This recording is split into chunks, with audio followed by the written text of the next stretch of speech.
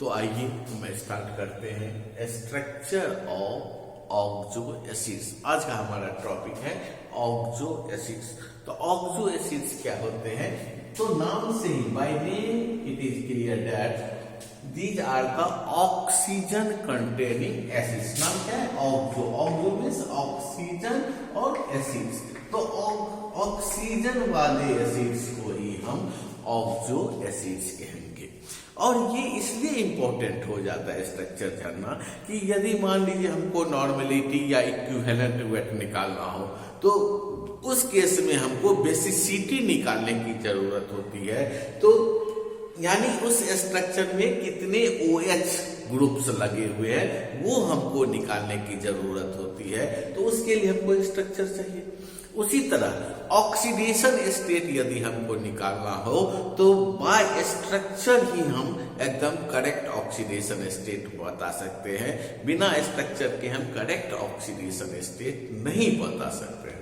तो यही कारण है कि आपको स्ट्रक्चर ऑक्सो एसिड्स का जानना बहुत जरूरी होता है कि उसका स्ट्रक्चर हम कैसे ड्रॉ करते हैं। तो आइए हम इसको सिंप्लीफाई करने की कोशिश करते हैं और कोशिश करते हैं कि आप इजीली इसको कितनी आसानी से बहुत कम समय में ड्रॉ कर सकें।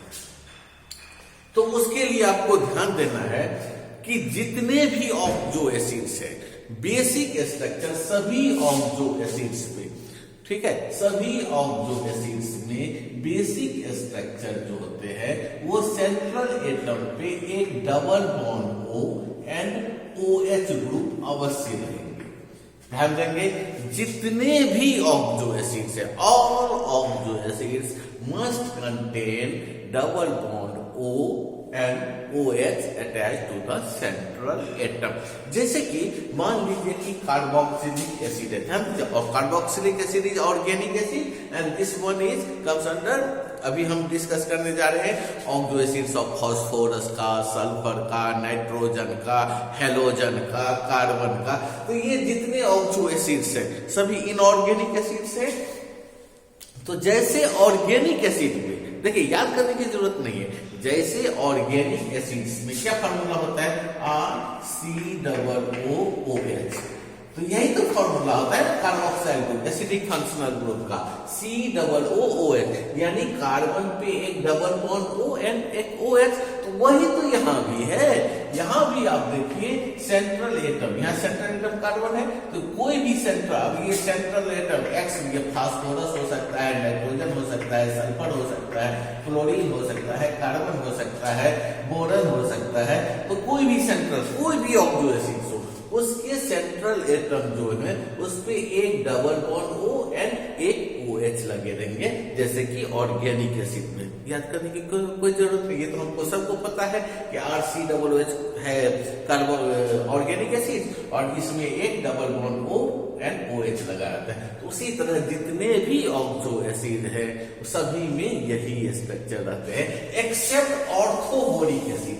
एक्सेप्ट, ध्यान देंगे, except orthoboric acid. Orthoboric acid, orthoboric acid है H3BO3 यहाँ भी। तो ये ऐसा क्यों शो करता है? इसका भी देखिए रीजन है। बोरन सेंट्रल एटम हम डाल दिए, अब सेंट्रल एटम पे क्या लगा हुआ है? H3O3 बचा हुआ है, ठीक है। तो H3O3 को हम क्या लिख सकते हैं? OH3 लिख सकते हैं, ठीक है। तो बोरन के साथ दिक्कत क्या है कि बोरन की तो वैलेंसी 3 ही होती है। बोरन की हम क्या, बोरन 5 एटॉमिक नंबर 5 है, इसका क्या लिखते हैं? 1s2 2s2 2p1, यानी वैलेंस इलेक्ट्रॉन 3 है। तो यानी ये 3 ही इलेक्ट्रॉन को लूज कर सकता है, यानी इसकी वैलेंसी तो 3 ही हो सकती है, यानी 3 बॉन्ड ये बना सकता है और हमारे पास 3 OH ग्रुप है। तो इसलिए बोरन में जो होते हैं, बोरन में वो आपको डबल बॉन्ड वो नहीं हो सकते हैं, क्योंकि इसके पास स्पेस ही नहीं है डबल बॉन्ड डालने का जितना इस पे एटम है। तो ये नहीं हो सकता, इसलिए ऐसा होता है। बाकी जो भी आपको एसिड्स हैं ऑक्सो एसिड्स सभी में सेंट्रल एटम पे एक डबल बॉन्ड O होगा एंड एक OH होगा, ठीक है। तो आप ये ड्रॉ, सबसे पहले तो आप ये ड्रॉ कर लेंगे। तो ये ड्रॉ करने के बाद, ठीक है, यानी ये क्या हो गया कि इसको हम क्या कर सकते हैं, HXO2, ठीक है, HXO2 ड्रॉ कर लिए। अब इसको ड्रॉ करने के बाद हम देखेंगे कि अब कितने एटम्स बचे हुए हैं और हमारे पास कितने अवेलेबल बॉन्ड्स हैं। तो ध्यान दीजिएगा कि अवेलेबल बॉन्ड्स कितने बचे हैं और एटम। अवेलेबल बॉन्ड कैसे काउंट करेंगे, तो ध्यान दीजिएगा किसी भी सेंट्रल एटम पे उसका जितना वैलेंस इलेक्ट्रॉन है उससे ज्यादा बॉन्ड्स अवेलेबल नहीं हो सकता है। So maximum number of possible bonds, maximum की बात कर, मिनिमम हो सकता है, मिनिमम हो सकता है, but maximum number of possible bonds can not be greater than valence electron. Valence electron उसका जितना है उससे ज्यादा उस पे बॉन्ड नहीं हो सकता है। फॉर एग्जाम्पल नाइट्रोजन का वैलेंस इलेक्ट्रॉन 5 है, ठीक है, देखिए कार्बन का 4 है, ठीक है, नाइट्रोजन फास्फोरस का 5 है, ठीक, उसके बाद बोरन का 3 है, उसके बाद आपको सल्फर का 6 है, उसके बाद हैलोजन का 7 है। यानी सल्फर, मान लीजिए सल्फर का 6 है, यानी सल्फर के सेंट्रल एटम पे 6 से ज्यादा तो बॉन्ड नहीं हो सकते हैं, 6 से ज्यादा बॉन्ड नहीं हो सकते। क्लियर, जितना वैलेंस इलेक्ट्रॉन है, ठीक है ना, तो ये तो आप आसानी से निकाल सकते हैं वैलेंस इलेक्ट्रॉन कितना है। तो जितना वैलेंस इलेक्ट्रॉन है उससे ज्यादा नाइट्रोजन पे मान लीजिए आपको कहेगा, तो नाइट्रोजन पे आपको 5 से ज्यादा नहीं हो सकते हैं। नाइट्रोजन की वैलेंस इलेक्ट्रॉन 5 है। So number of possible bonds can not be greater than there valence electron. तो यानी कहने का मेरा ये अर्थ है कि पहले तो आप ये स्ट्रक्चर ड्रॉ कर लेंगे, उसके बाद आप देखेंगे कि आपके पास अवेलेबल बॉन्ड्स क्या कितना है और एटम्स कितने हैं, ठीक है। यदि अवेलेबल बॉन्ड्स और एटम्स दोनों मैच कर रहे हैं तब तो आप स्ट्रक्चर ड्रॉ कर लेंगे, ठीक है। फॉर एग्जांपल मान लीजिए आपको कि ये दिया हुआ है HNO2 का स्ट्रक्चर ड्रॉ करने के लिए या HbO2 का स्ट्रक्चर ड्रॉ करने के लिए, HbO2 का, तो कैसे ड्रॉ करेंगे, तो सेंट्रल एटम B और हम जानते हैं कि एक डबल बॉन्ड O एंड एक OH होना ही है, तो हो तो गया HbO2, यानी कि करेक्ट हो गया। आपको HNO2 का स्ट्रक्चर ड्रॉ करना है, तो सेंट्रल एटम नाइट्रोजन, एक डबल बॉन्ड O, एक OH, तो हो तो गया HNO2 का स्ट्रक्चर। अब आपको ड्रॉ करना है HNO3 का स्ट्रक्चर, तो nitrogen, central bond, double bond O, OH। अब देखेंगे इसमें, देखिए यहाँ एक ऑक्सीजन, यहाँ 2 ही ऑक्सीजन आया है, एक ऑक्सीजन बच गया, हमारे पास एक ऑक्सीजन बचा। अब बॉन्ड कितने बचे हुए हैं, नाइट्रोजन पे मैक्सिमम हो सकते हैं 5, यहाँ यूज में कितने हैं 3, देखिए एक सिंगल बॉन्ड, एक डबल बॉन्ड, तो टोटल 1 2 3 यूज में है, मैक्सिमम हम 5 लिख सकते हैं, यानी 2 हमारे पास बचा है, तो 2 बॉन्ड बचा है और एक ऑक्सीजन बचा है। तो ऑक्सीजन तो बाइवैलेंट है, यानी डबल बॉन्ड चाहिए, हम डबल बॉन्ड O ऐड कर हो गई इसके स्ट्रक्चर समझ, ठीक। उसी तरह मान लीजिए आपको कहेंगे स्ट्रक्चर H2CO3 का लिखने के लिए, तो क्या करेंगे, कार्बन सेंट्रल एटम है, एक डबल बॉन्ड O, एक OH लगेगा। अब हमारे पास इसमें से एटम्स क्या बच गए, एक हाइड्रोजन बच गए और एक ऑक्सीजन बच गए, यही बचे। और बॉन्ड कितने बचे, कार्बन पे मैक्सिमम 4, तो एक बॉन्ड बचे OH, तो OH लगा दीजिए, हो गया स्ट्रक्चर समाप्त।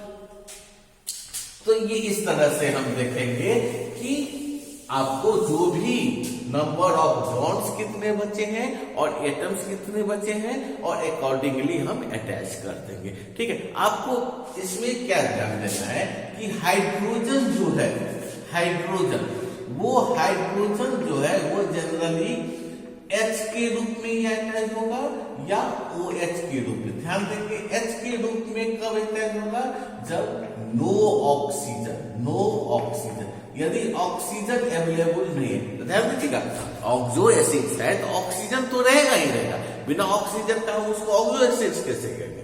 यहाँ नो ऑक्सीजन मेरे लिखने का मतलब है कि जब हम ये स्ट्रक्चर, बेसिक स्ट्रक्चर उसका ड्रॉ कर दिए, उसके बाद यदि अब हमारे पास ऑक्सीजन नहीं बचा हुआ है, ठीक है, अब ऑक्सीजन नहीं बचा हुआ, तब हाइड्रोजन के रूप में ये अटैच होगा, ठीक है। और OH के रूप में कब अटैच होगा, जब hydrogen is equal to oxygen, यदि इक्वल, ध्यान दीजिएगा, जब कंपाउंड में बेसिक स्ट्रक्चर ड्रॉ करने के बाद equal number of hydrogen and oxygen रहे, तो हाइड्रोजन जो है OH के फॉर्म, ये प्रिफर्ड फॉर्म है हाइड्रोजन को अटैच होने का, ठीक है, इस फॉर्म में अटैच होता है। और जब ऑक्सीजन नहीं रहे, केवल हाइड्रोजन बचा रहे, तब तो मजबूरी है, तो हाइड्रोजन के फॉर्म में ही अटैच होगा, तो वो अटैच होगा।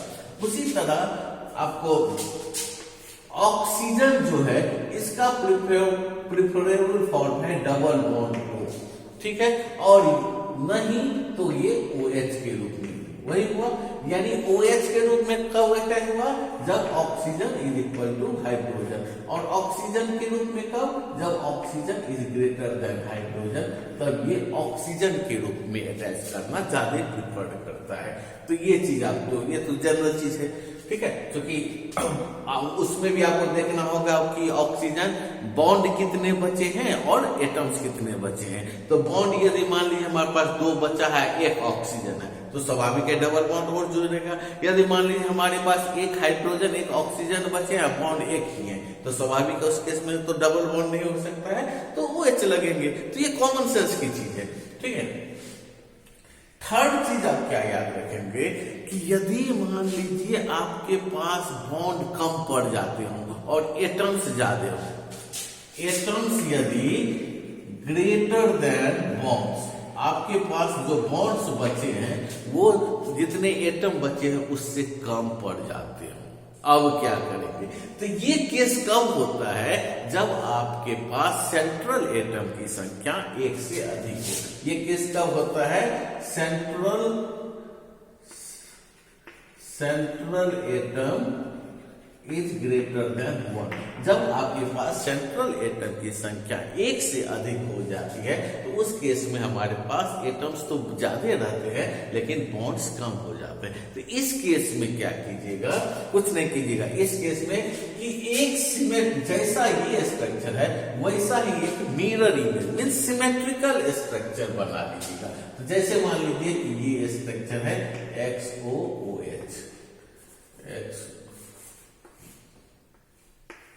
OH है, और इधर भी XOOH, एक structure symmetrical structure mirror image बना लीजिएगा और दोनों सेंट्रल एटम को सिंगल बॉन्ड से जोड़ दीजिएगा। So this is the basic structure. तो कहने का ये अर्थ हुआ कि जब आपको नंबर ऑफ एटम्स और नंबर ऑफ बॉन्ड्स बराबर है, ठीक है, तो अप टू दैट केस में ये होगा। और जब आपको नंबर ऑफ एटम्स बॉन्ड के ज्यादा हो जाए, तब आपको 2 symmetrical structure, 2 basic structure HXO2 HXO2 draw करते होंगे। और ये जनरली कब होते हैं, जब सेंट्रल एटम 1 से अधिक हो, यानी सेंट्रल एटम 1 से अधिक हो, तो उस केस में आपको ऐसा स्ट्रक्चर देखने को मिलेगा। 1-2 एक्सेप्शन है, मैं आपको बताऊंगा, ठीक है। फोर्थ याद रखिएगा कि मान लीजिए कि अब क्या हुआ कि सेंट्रल एटम्स भी फुल हो गए और बॉन्ड भी फुल हो गए, ठीक है, यानी कि मान लीजिए कि ये स्ट्रक्चर है SOOH OSOOH।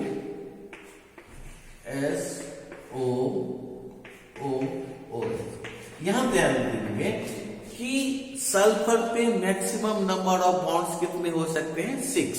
तो यहाँ देखिए इस सल्फर पे 1 2 3 4 5 6, इस सल्फर पे 1 2 3 4 5 6, तो मैक्सिमम 6 बना है।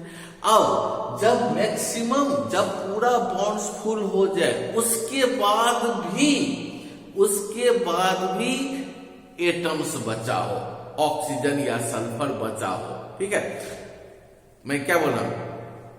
When the valencies of all central atom is fully satisfied, ठीक है, when the valencies of all central atom is fully satisfied, then remaining oxygen or sulfur is added between the two central atoms.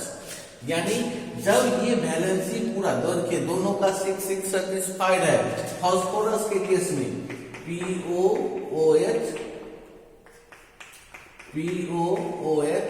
ठीक है, OH। देखिए phosphorus की maximum 5 होती है, 1 2 3 4 5, 1 2 3, पूरा satisfied है। इसके बाद यदि ऑक्सीजन बचा है या सल्फर बचा है तब क्या करेंगे? तो कहता है कि जब वैलेंसी पूरी सेटिस्फाइड हो जाए उसके बाद भी यदि ऑक्सीजन सल्फर बचा हुआ है तब उसको हम दो सेंट्रल एटम के बीच में डालेंगे, ठीक है। यानी दो सेंट्रल एटम के बीच में हम कब डालेंगे? जब दोनों सल्फर सेंट्रल एटम की वैलेंसी फुली सेटिस्फाइड हो, यानी मैक्सिमम हो, तब। ध्यान दीजिए, बहुत इंपॉर्टेंट पॉइंट। यानी इसके बाद भी यदि ऑक्सीजन है, एक ऑक्सीजन है, इसके बीच में एक ऑक्सीजन डालेंगे। 2 ऑक्सीजन है तो इसके बीच में 2 ऑक्सीजन डालेंगे। 2 सल्फर है तो इसके बीच में 2 सल्फर डालेंगे। यानी 2 सेंट्रल एटम के बीच में हम एटम्स तभी डालेंगे जब दोनों सेंट्रल एटम की वैलेंसी फुल्ली सेटिस्फाइड हो, ठीक है, मींस मैक्सिमम हो। क्लियर? बस इतना चीज आप ध्यान रखेंगे। चलिए हम अब स्ट्रक्चर ड्रॉ करना शुरू करते हैं। मान लीजिए कि हमको दिया हुआ है स्ट्रक्चर ड्रॉ करने के लिए। सबसे पहले हम शुरू करते हैं H3PO3 से शुरू करते हैं, ठीक है, फॉस्फोरिक एसिड का। तो क्या करेंगे? हमारे पास जो बेसिक स्ट्रक्चर है फॉस्फोरस का, ये OH, ये तो कॉमन स्ट्रक्चर है, POOH कॉमन स्ट्रक्चर है। अब इसमें हमारे पास उसके बाद देखेंगे कि अब हमारे पास बच क्या गया है। इसमें बचा हुआ एटम्स है H2P चला गया, O2 चला गया, H2O बचा हुआ है। और फास्फोरस पे कितने नंबर ऑफ बॉन्ड्स हो सकते हैं? 5। फास्फोरस का वैलेंस इलेक्ट्रॉन 5, तो 5 नंबर बॉन्ड। यहाँ 3 1 2 3 और, यानी हमारे पास 2 बॉन्ड्स बचे हुए हैं और हमारे पास HNOH बचे हैं। तो ठीक है, तो यहाँ पे देखिए HNOH बचे हैं और 2 ही बॉन्ड है, तो यानी हम डबल बॉन्ड O तो नहीं यूज कर सकते हैं, डबल बॉन्ड O यूज करेंगे तो फिर हाइड्रोजन कहाँ यूज करेंगे? तो वो नहीं है, हमको सिंगल बॉन्ड ही इसको करना है। तो सिंगल बॉन्ड हम ऐसे कर सकते हैं, इसको OH और H के रूप में ऐड कर सकते हैं, यानी यहाँ H और OH, ठीक। तो ये हमारे स्ट्रक्चर हो गए H3PO3 के। क्लियर? अब मान लीजिए आपको कहता है कि H3PO2 का स्ट्रक्चर लिखिए, H3PO2 का स्ट्रक्चर लिखिए। तो क्या करेंगे? पहले तो हम सीधा यहाँ पे OH डाल देंगे। अब हमारे पास क्या बचा है? 2 हाइड्रोजन और कुछ भी नहीं, हमारे पास 2 हाइड्रोजन केवल बचे हैं, एक यहाँ P चला गया, 2 ऑक्सीजन चला गया। तो अब हमारे पास केवल 2 हाइड्रोजन बचे हैं, तो 2 हाइड्रोजन, और यहाँ बॉन्ड हमारे पास कितना बचा है? 2 बॉन्ड बचा है, तो यानी 2 बॉन्ड 2 हाइड्रोजन, H3PO2 की स्ट्रक्चर। तो H3PO2 देख लिए, H3PO3 देख लिए। अब देखिए ऐसे करके लिखिए तो अच्छा नहीं।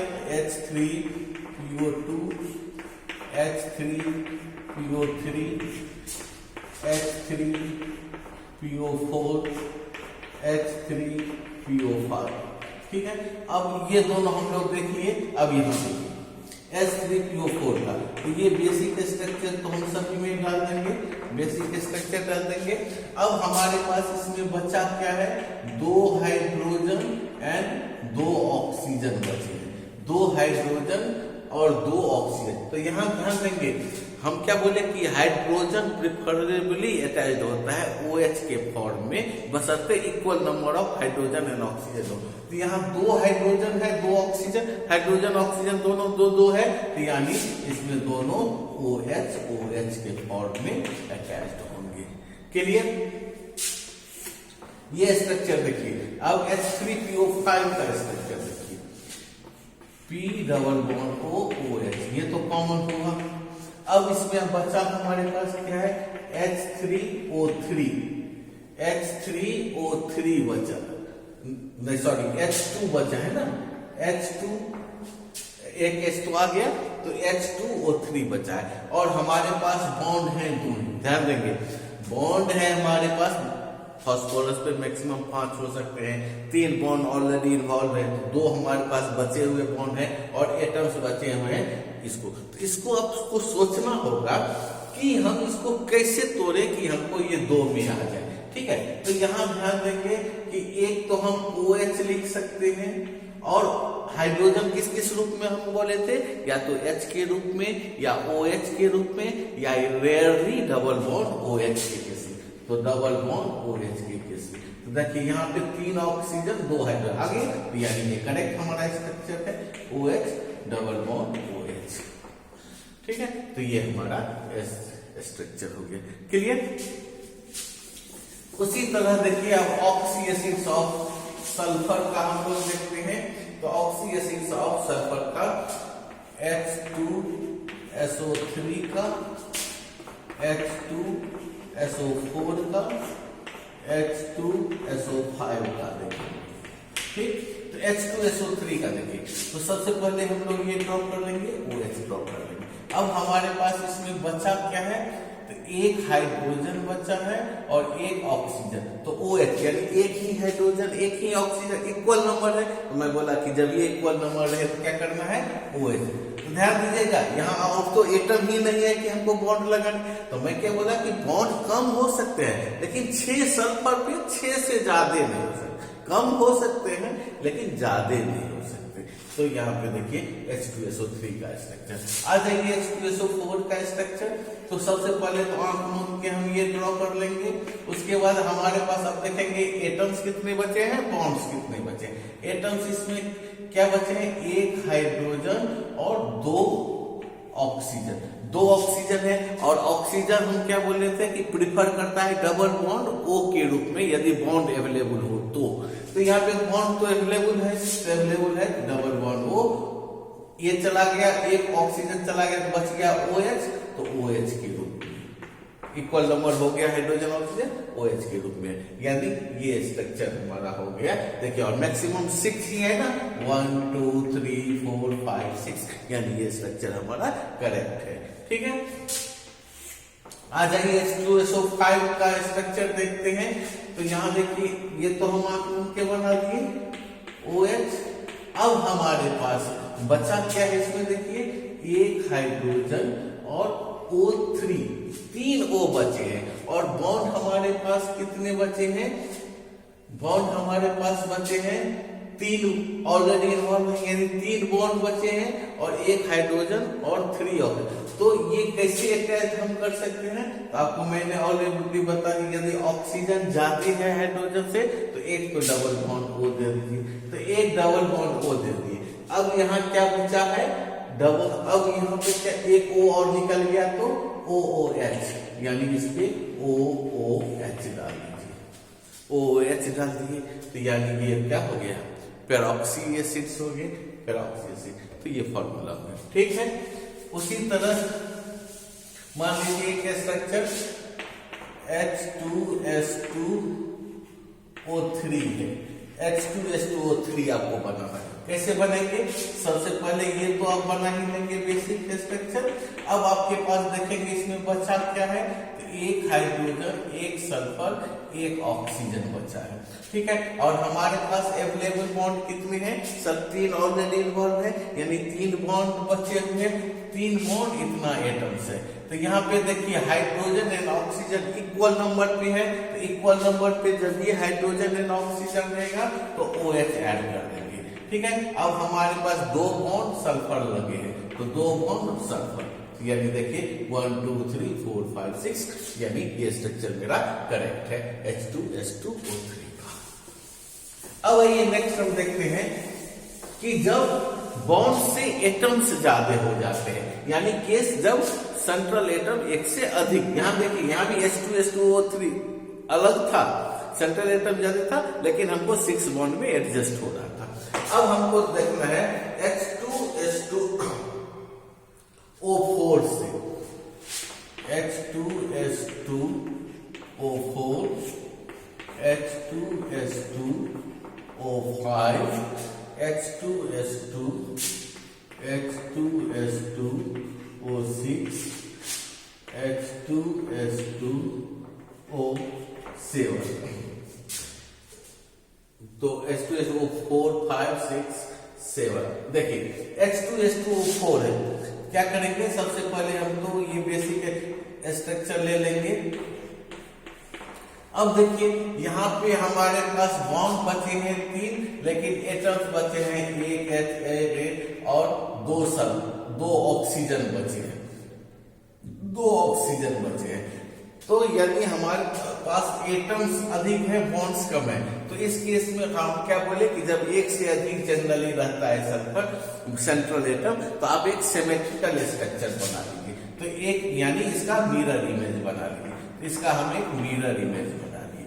अब हमारे पास यानी अब हमारे पास क्या बचा? देखिए HSO2, तो ये तो हो ही गया, यानी यही स्ट्रक्चर इसका हो जाएगा, ठीक है। इसका स्ट्रक्चर देखिए इस केस में, तो यहां पे हम क्या करेंगे? S double bond O OH, atoms ज्यादा हैं तो सिमेट्रिकल स्ट्रक्चर बना लिए। अब हमारे पास क्या बचा? 2 हाइड्रोजन चला गया, 2 सल्फर चला गया, ऑक्सीजन 1 2 3 4, ऑक्सीजन 5, यानी 1 ऑक्सीजन बचे हैं। और हम किसी भी सल्फर पे मैक्सिमम कितना 6 बॉन्ड ऐड कर सकते हैं, तो 4 बॉन्ड हर एक सल्फर पर देखिए 1 2 3 4 1 2 3 4, दोनों पे 4 बॉन्ड है, यानी 2 बॉन्ड हम ऐड कर सकते हैं और हमारे पास एक ही ऑक्सीजन है। तो किसी सल्फर पे आप डबल बॉन्ड O जोड़ दीजिए, यानी यहाँ पे डबल बॉन्ड हो गया इसका structure. Clear?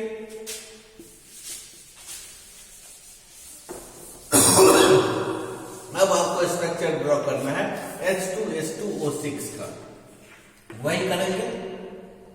Double bond OH ज्यादा है तो इसका सिमेट्रिकल स्ट्रक्चर बना लेंगे।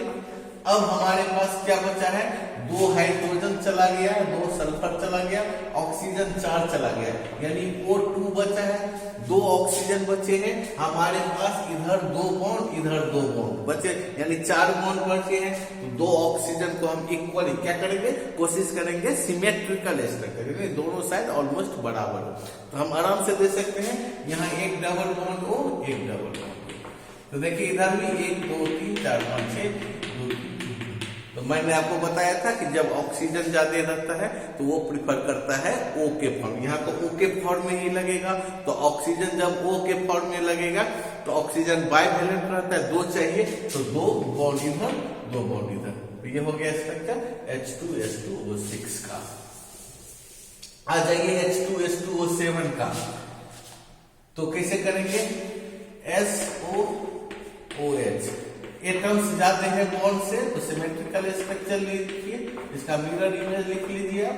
उसके बाद क्या करेंगे? अब देखिए इसमें 2 हाइड्रोजन चला गया, 2 सल्फर चला गया, ऑक्सीजन 4 चला गया, यानी हमारे पास 3 ऑक्सीजन है, 3 ऑक्सीजन है। तो क्या करेंगे? यहाँ तो पहले हम 2 ऑक्सीजन तो जैसे बनाए थे स्ट्रक्चर, ये दिए 2 ऑक्सीजन दे दिए, ठीक है। अब अब यहाँ पे देखिए यही चीज मैंने आपको बताया था। अब सल्फर की वैलेंसी सेटिस्फाइड है, किसी भी सल्फर पे 6 से ज्यादा बॉन्ड हो नहीं सकता है।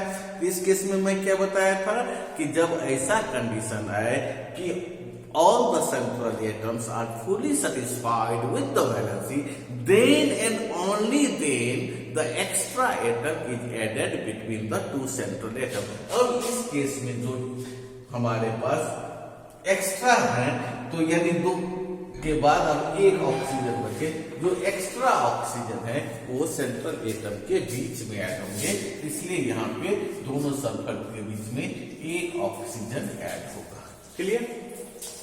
नेक्स्ट स्ट्रक्चर देख लीजिए H2S2O8 का। तो यहां पे क्या होगा, this one is the basic structure, and now what is remaining, we have 4 bonds and 2 sulphur 2 oxygen. ये ऑक्सीजन कितने बचे हुए हैं, 4 ऑक्सीजन बचे हुए हैं, तो 2 ऑक्सीजन को हम डबल बॉन्ड करके दे दिए। अब हमारे पास कितना ऑक्सीजन बचा है, total number of oxygen left in our hand is 2, तो 2 ऑक्सीजन, तो 2 ऑक्सीजन यहाँ पे डाल दीजिए।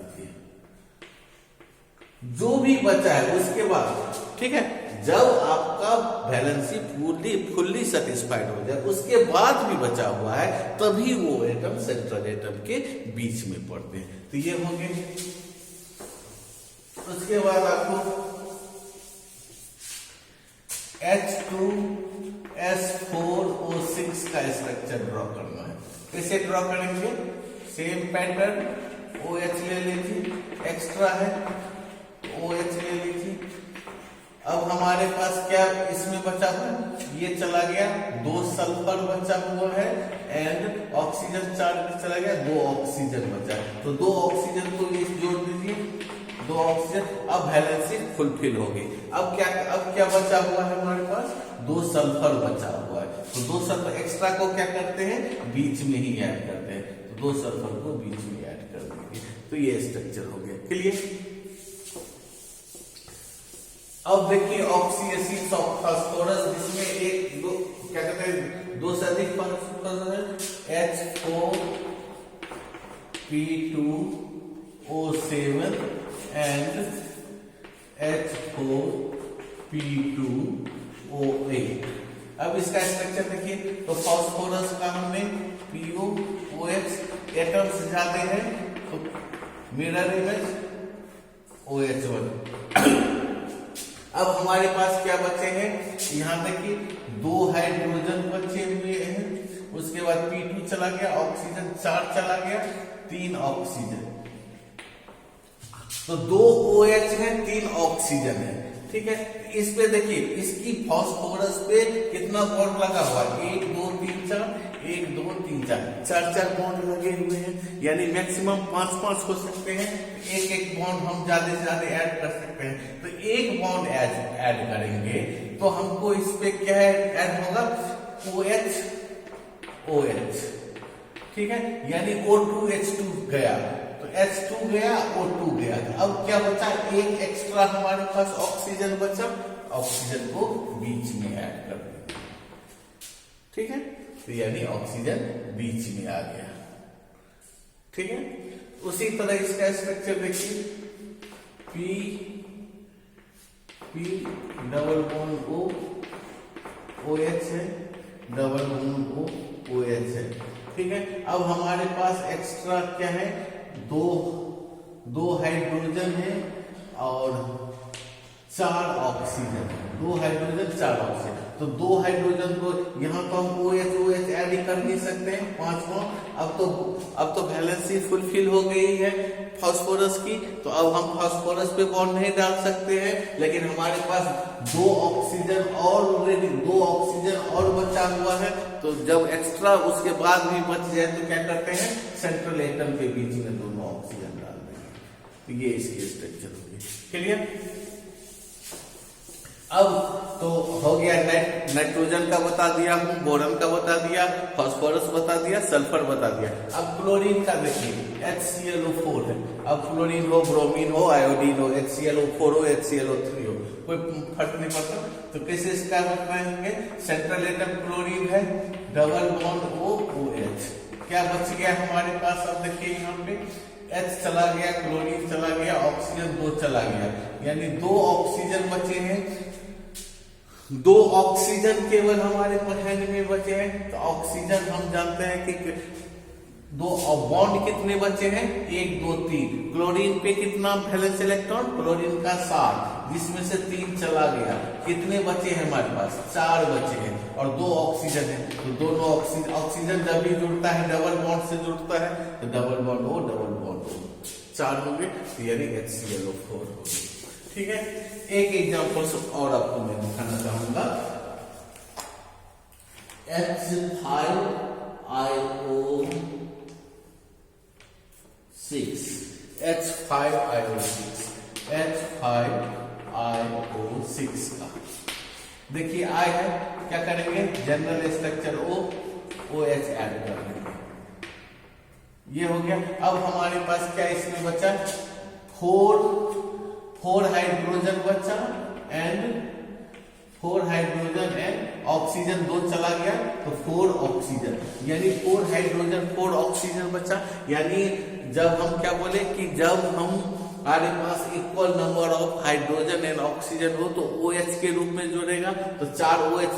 और यहाँ पे क्या 4 बॉन्ड अवेलेबल है? तो देखिए आयोडीन है, तो आयोडीन पे 7 होना चाहिए, मैक्सिमम 7 हो सकता है, 3 निकल गए, यानी 4 अवेलेबल है, 4 OH हमारे पास है, यानी OH OH OH OH।